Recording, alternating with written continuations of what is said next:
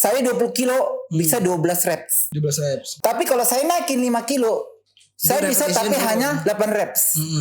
Yang saya percaya nih, Protein. kalau kalori makin besar itu kita jadi semakin kuat kan.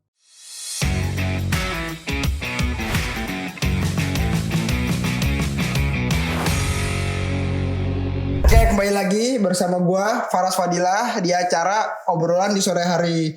Di kesempatan kali ini kita akan ngebahas apa bisa kita build muscle, apa bisa kita ngejaga otot kita dengan makan fast food, junk food dan lain sebagainya. Kali ini kita udah kedatangan tamu, dan tamu kita ini udah berkecimpung di dunia fitness selama 3 dekade, udah sekitar 30 tahun udah. bukan 30 tahun, tapi tepatnya tanggal 15 tahun. 15 tahun berdua kali ya dong saya nyebut. Gak apa-apa, lama-lamain aja. 15 tahun. Kayak ada pengalamannya gitu. Makin banyak pengalamannya. Ya Om, jadi sebenarnya saya mau cerita nih Om. Awal-awal saya fitness dan beberapa teman saya yang fitness itu Om, baru mulai fitness maksudnya, mereka tuh terpaku sama kata-kata diet, gak makan karbo gitu, gak makan karbo. Awal-awal saya fitness, yang saya kira untuk build muscle secara nggak langsung saya mikir protein doang gitu. Jadi semakin banyak protein saya makan, itu semakin cepat gede. Semakin banyak protein saya makan dan latihan saya makin berat, itu badan saya makin bagus. Padahal kan kalau kita mau build muscle itu kan ada karbonya, karbohidrat juga. Proteinnya bukan semakin banyak tapi cukup. Kan gitu. Ya. Jadi gini ya. Sebelumnya saya ingin mengucapkan salam fitness mania. Salam fitness mania. Oke. Jadi gini, banyak emang terutama dengan para fitness mania yang baru pertama kali nge-gym. Beginner contohnya, pemula seperti itu kan.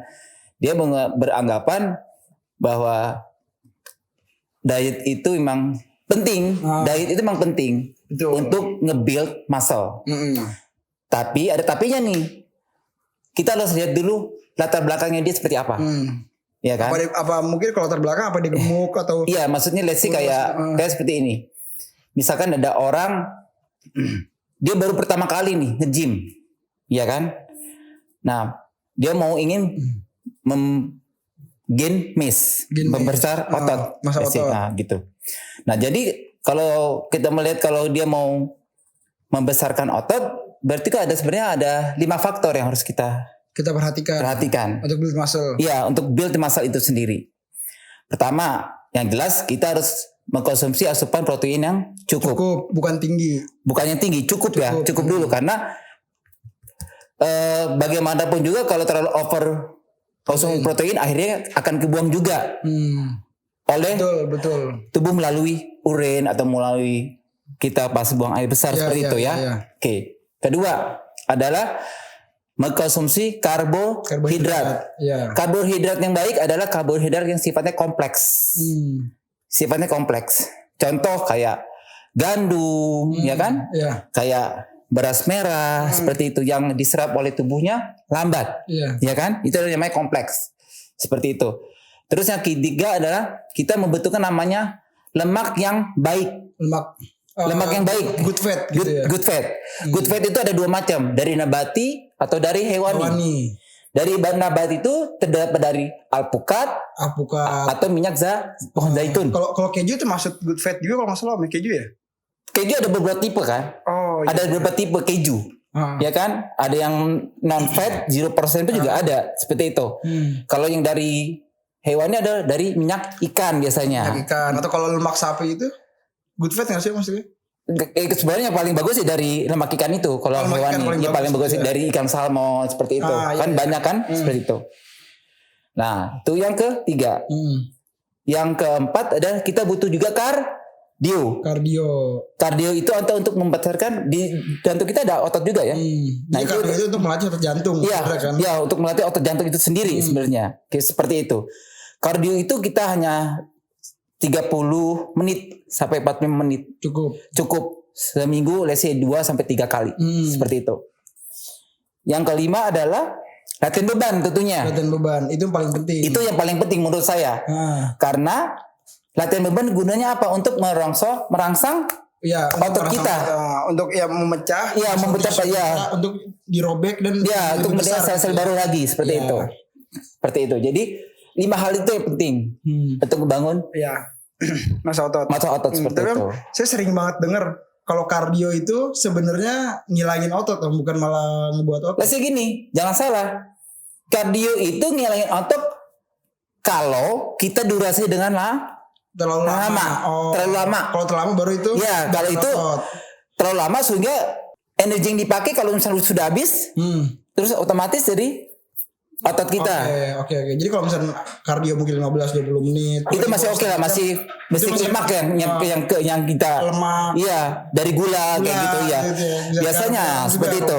Seperti kalau sudah berjam-jam, ya kan biasanya kayak gini. Contohnya kayak orang maraton, lari 42 kilo. Itu nggak ada kan badan yang gede. Iya, habis kurus-kurus semua. Nah, seperti itu contohnya. Lain dengan badan yang larinya 100 meter. Yang sprint test, badannya lihat gede-gede kan? Betul. Nah, karena energi yang dibutuhkan tuh beda. Iya. Seperti itu. Iya, Om. Jadi saya ada pertanyaan juga nih, Om. Awal-awal saya fitness dan kebetulan persis kemarin ada teman saya yang dia sempat tahu juga orangnya yang waktu ngobrol sama kita di gym. Dia baru mulai fitness tapi dia langsung diet. Dan maksud diet, diet itu gak salah. Tapi di otak dia itu diet itu gak makan karbo gitu, Om. Gak makan karbo. Jadi makan malam gak mau karbo. So kalau karbo bikin apalah pengertian dia. Terus kalau karbo itu cuma bikin gendut. Sebelum latihan cuma makan, ngikutin atlet binaraga yang udah jadi, yang udah ngerti, dia ngikutinnya gue cuma makan telur doang 5, gak pakai nasi gitu. Jadi kalau menurut saya, Om, ya kalau emang orang mau bertanding atau orang emang mau ngemotong kalori banyak itu emang ada low carb atau zero carb, tapi kan itu gak kepalai buat pemula gitu dong, Om. Iya kan? Jadi gini, awalnya tuh kan ya kayak kita contoh binaragawan lah. Jadi binaragawan itu memang ada 2 istilah sih. Off season sama on season. Oke. Off season itu adalah sebelum dia tampil pentas. Bertanding. Biasanya seperti itu. Nah, pada saat dia off season, dia makan karbo nggak? Ya makan. Karena kenapa? Karbo itu kan sifatnya untuk energi. Untuk energi yang dipakai pada saat dia latihan. Latihan beban kan? Atau apalagi mereka itu latihan bebannya bukan kayak pemula. Mungkin beratnya sudah kayak latihan kaki bisa ratusan kilo bahkan seperti itu. Kalau yang pemula kan nggak mungkin.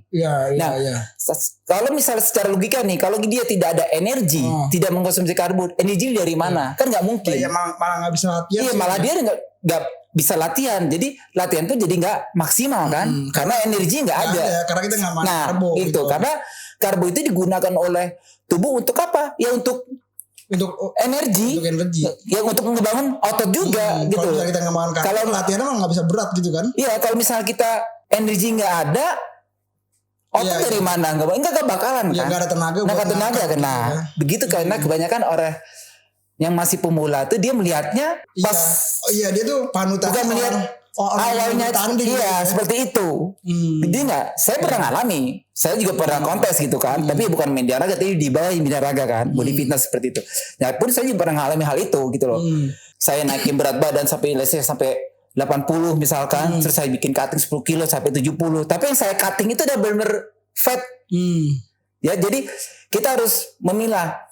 Turun badan tuh bukan karena seluruh badan kita turun kan, tapi yang kita turun tuh fake lemaknya aja yang kita turunin. Bukan cuma angka ditimbang. Ya seperti itu. Jadi orang kalau kita ngasih tahu terlalu panjang lebar akan pusing seperti itu kan. Jadi menurut saya ya, jadi kita harus ngasih edukasi lah kepada para pemula. Untuk jadi itu sangat wajar sih kalau mikir. Karena awal-awal saya bilang tadi saya nge-gym, saya nggak makan karbo. Padahal saya nggak tahu kalau karbo itu penting sebenarnya. Jadi yang di pikiran saya, ya kalau mau badan makin bagus, protein makin banyak. Nah secara nggak langsung saya mikir gitu. Terus yang kawan kita yang kita bahas, yang kita sempat ngobrol itu, Om, dia emang cut karbo, nggak makan jam segini, nggak makan malam, nggak makan pagi. Salah. Terus dia bener sih mencoba eat clean, tapi eat clean yang kayak gimana, sangat low kalori. Padahal untuk build muscle itu kan yang saya percaya kita harus kalori surplus kan. Iya, maksudnya ya emang untuk ngebangun otot kita juga butuh kalori itu. Kalori surplus. Ya karena kenapa kalori seperti untuk jadi saya bilang kan untuk energi. Untuk energi. Gitu. Dia kan kalau kita mau nge-build muscle, otomatis latihan beban kita kan semakin ya harus makin intens. Iya, makin intens, mungkin semakin overload dari biasanya. Ngerti gak sih? Maksudnya ya dari let's say gini, saya 20 kilo bisa 12 reps. 12 reps. Oke. Tapi kalau saya naikin 5 kilo, saya bisa tapi hanya 8 reps. Let's say seperti itu. Contoh nih, kan kalau kita mau nge-build muscle itu kan ada range repetisi dong. Kalau 8 sampai 12 itu baru namanya ngebangun massa. Hipertrofi. Ya, hipertrofi. Iya, sebenarnya kalau misalkan kita ngomongin beban angkatan itu Om, beban angkatan itu ada hubungannya sama nutrisi pasti kan. Oh iya. Sama nutrisi. Nah, jadi, gitu. Kalau misalkan dengan angkatan seperti itu kita nggak ada asupannya. Ada asupan energi yang cukup dari karbo tersebut. Ya kita gimana menurut Faris ini, how do you think?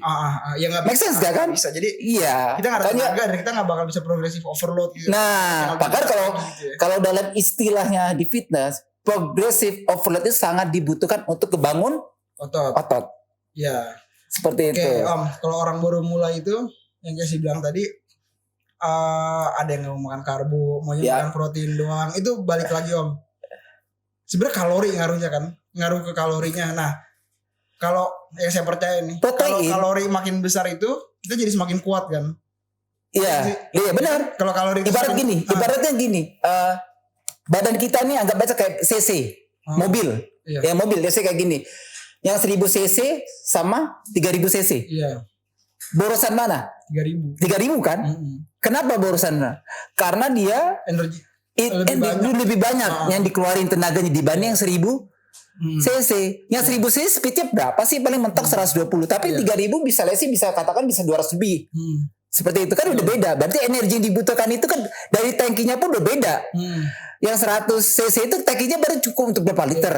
Tapi kalau 3000 tanki ini kan untuk tankinya kan banyak. Karena apa?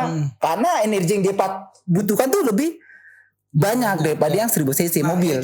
Itulah. Nah, anggap aja badan kita ini like mesin mobil. Tapi yang saya tanyakan itu kalori lebih banyak, kemungkinan kita akan makin bisa untuk ngangkat lebih berat. Tapi kalau kita ngangkat lebih berat, muscle kita tuh cenderung tumbuh lebih cepat. Kayak kurang lebih gitu. Nah, kan kalau kita ngomongin clean ya Om ya, ini nggak tahu salah atau benar. Berarti kalau misalnya kita pakai makan junk food, kita makan fast food gitu itu kalorinya banyak, berarti kita bisa ngangkat lebih banyak, lebih berat lagi dong Om. Jadi gini, jadi orang persepsi dengan salah tentang junk food atau bla bla bla. Menurut saya emang junk food itu emang jahat kan? Iya. Untuk kesehatan tubuh. Karena ya salah saja itu tadi penyakit jantung, koroner sama cancer. Iya. Ya itu salah faktornya. Tapi sebenarnya kan kalau misalnya kita di luar, kita bicara di luar, itu ada makanan junk food tapi yang sehat. Junk food sehat. Banyak. Ada junk food paling sehat juga sih. Iya, di sana mungkin ada ya, tapi kita di sini belum nemuin kan. Mungkin rotinya dibuat dari gandum. Tapi kita di sini belum ada kayak gitu. Terus dagingnya pun diolah secara pilihan, lebih baik dengan kadar garam yang rendah, ya kan, dengan dagingnya kayak bener-bener kayak tenderloin, dibikin burger seperti itu. Iya. Tapi di sini kan belum ada hal seperti itu. Mungkin di luar pokoknya kita bakal nemuin hal itu. Ada. Iya kan? Ada seperti memang ada. Saya tanya pada saudara saya yang tinggal di Amerika memang ada. Iya kan? Kebetulan kalau misalnya saya lagi di luar itu, kalau untuk cheat meal saya sering makan doner. Nah, saya makan doner karena kalau dibanding sama fast food yang lain, doner itu paling sehat gitu Om. Kalau dibanding fast food lain ya. Soalnya dagingnya nggak digoreng. Nah, gitu. Doner itu memenuhi 3 makronutrisi Om. Ada protein juga, ada fat juga, ada karbo juga. Berarti sebenarnya itu kan yang dibutuhkan untuk build muscle. Iya, build muscle. Iya, memang. Betul. Makanya saya bilang tergantung junk food itu seperti apa. Iya. Fast food seperti apa? Kalau kita beli fast food yang di pinggir jalan, let's say kita ngasih pinggir jalan nih, yang burger yang cuma harga 15.000, iya nggak? Karena dia diolahnya dengan pakai goreng seperti itu kan. Ya sekarang gini aja, musuhnya otot apa sih? Apa tuh? Ya lemak. Lemak ya? Iya. Semakin lu masih punya lemak, otot tuh gak bakalan kelihatan men. Yang bikin kelihatan pasti ketutupan gitu ya? Iya, yang bikin kelihatan otot kelihatan apa? Karena badan tubuh kita itu lemaknya sudah gak banyak gitu. Jadi mungkin sudah di bawah 15 sama antar 10 itu standarnya ya.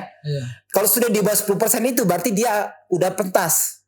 Seperti itu. Oke, kalau misalnya kita balik ke awal itu, Om ada tips nggak sih buat pemula biar nggak salah makan? Ya kalau buat biar nggak salah makan, jadi biar nggak terlalu kaku makan bersih terus. Iya, pada dasarnya kalau buat pemula yang 5 tadi itu aja yang saya bilang. Oke. Ya kan, konsumsi protein secukupnya. Secukupnya, bukan banyak. Iya. Kedua karbohidrat yang kompleks. Kompleks carbs. Iya kan, terus lemak yang baik. Kardio. Keempat kardio bagus untuk jantung. Otot jantung kan. Ya. Kelima ya udah. Yang penting latihan beban. Iya gitu itu. Ya. Oke deh Om, terima kasih banget Om udah datang, udah mau sharing. Saya juga belajar banyak banget Om di sini. Nggak cuman viewer kita aja yang nonton, saya juga belajar di sini. Soalnya kan di fitness ini saya masih pemula juga kan Om. Oke.